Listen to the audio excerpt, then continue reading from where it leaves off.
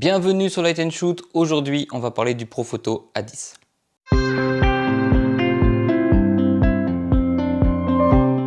y a quelques semaines, j'ai reçu un appel de Profoto qui me proposait de tester leur nouveau flash. Déjà rien que ça c'est fou en vrai, je pensais pas dire ça un jour. J'ai évidemment accepté parce que jouer avec des trucs qui font de la lumière, c'est ma grande passion. Avant de commencer, je t'explique juste comment vont fonctionner les tests de matos sur cette chaîne. Je ne suis ni ingénieur ni passionné d'électronique.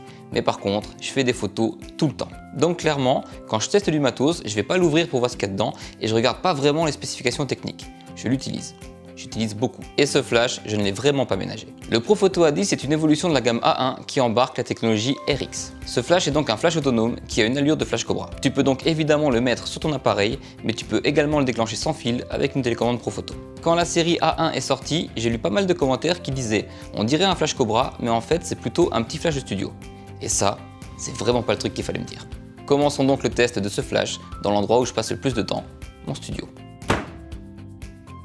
Pour le premier shoot, je me suis équipé d'une équipe de folie. Justine Chéry, la magicienne au maquillage, et Justine Duval, un modèle avec qui j'adore bosser. Pour commencer, j'ai mis le Profoto A10 dans un parapluie argenté, un peu sur le côté, tout simplement.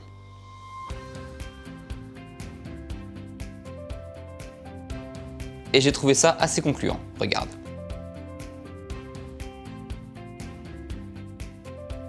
J'ai continué en mettant le parapluie en douche et encore une fois, ça a plutôt bien marché.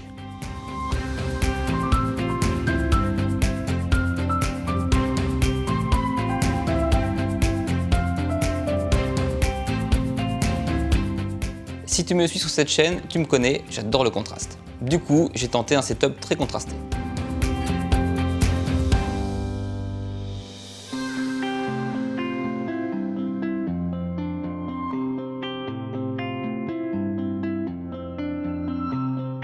Et j'ai commencé à me dire que j'avais vraiment un petit flash de studio entre les mains. Le parapluie argenté m'a bien convaincu. Du coup, je suis passé au grand parapluie blanc avec un diffuseur, pour avoir une lumière super douce.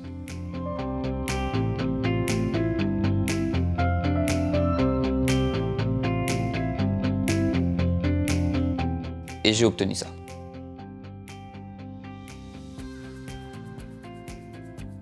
Alors les parapluies, ça marche. Mais du coup, j'ai eu envie de tester le flash nu, juste pour voir la lumière brute qui en sortait. J'ai mis le flash nu à droite du modèle, un peu en hauteur, dirigé vers elle, et là, clairement, j'ai pris une petite claque.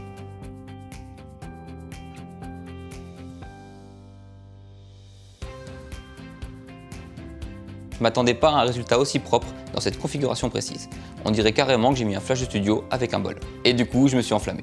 J'ai mis le A10 nu directement sur Justine avec un petit réflecteur en dessous. Et j'ai eu un portrait d'un autre temps. Regarde.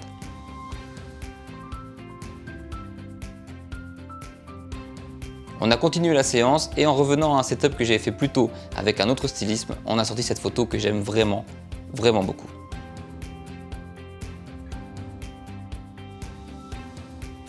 Bosser avec une maquilleuse qui a autant de talent et des modèles du niveau de Justine, c'est vraiment une chance, j'en suis conscient. J'ai fait une seconde séance studio avec Léa que je vais un peu moins détailler, mais j'ai noté deux trucs qui me semblent vraiment importants. En utilisant des parapluies, je trouve que la lumière est plus facile à gérer si tu mets le diffuseur qui est fourni avec le flash. Et si comme moi tu es vraiment obsédé par le contrôle de la lumière, prends un pied pour le parapluie et un pied pour le flash. Ainsi, tu peux remettre ton flash où tu veux dans le parapluie. Bref, voici le set avec Léa.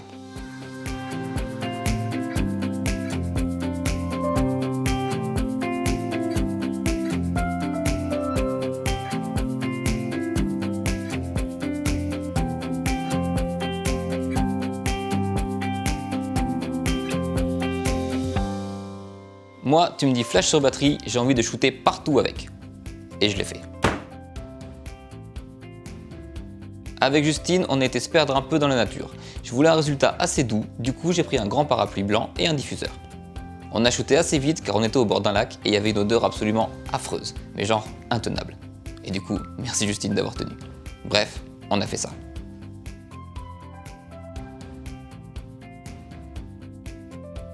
Léa par contre, je l'ai un peu plus maltraitée. Je l'ai emmenée au Fox, un endroit ultra photogénique de Metz. Mais on y a été pendant les heures d'ouverture. Merci Flo.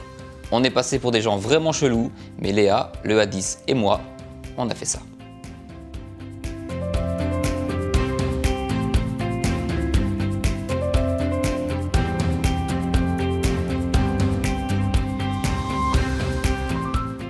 Avec tout ça, j'ai quasiment oublié que le A10 pouvait aussi se mettre directement sur le boîtier. En mariage, pendant les préparatifs, quand la lumière n'est pas ouf, je préfère sortir un flash. Et on m'a déjà demandé comment j'avais ce rendu aussi propre en intérieur.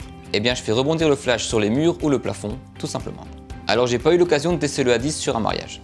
Du coup, j'ai été voir France et on s'est mis dans son appartement en condition reportage. Je lui ai demandé de pas vraiment poser, juste pour qu'on voit la lumière. Le flash est donc sur le boîtier, en TTL, dirigé vers le plafond. Et c'est propre, vraiment propre.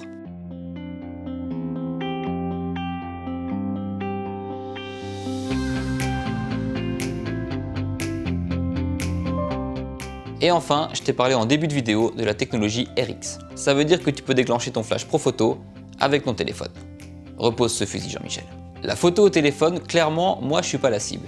Mais on est quand même dans un monde qui consomme de plus en plus d'images, il y a beaucoup plus de métiers d'image qu'avant, et je comprends que des personnes puissent en avoir besoin pour leur com.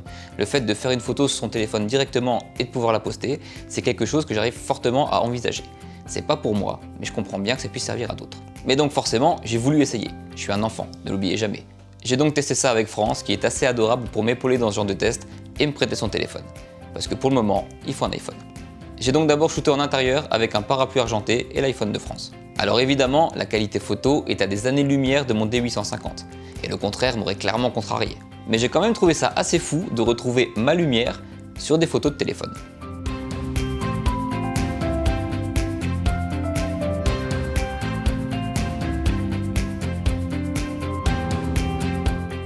Ensuite on est allé dehors et j'ai fait ce portrait avec un grand parapluie blanc.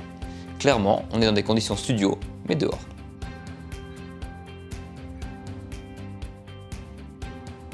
Moi, ce petit flash, j'ai aimé le torturer.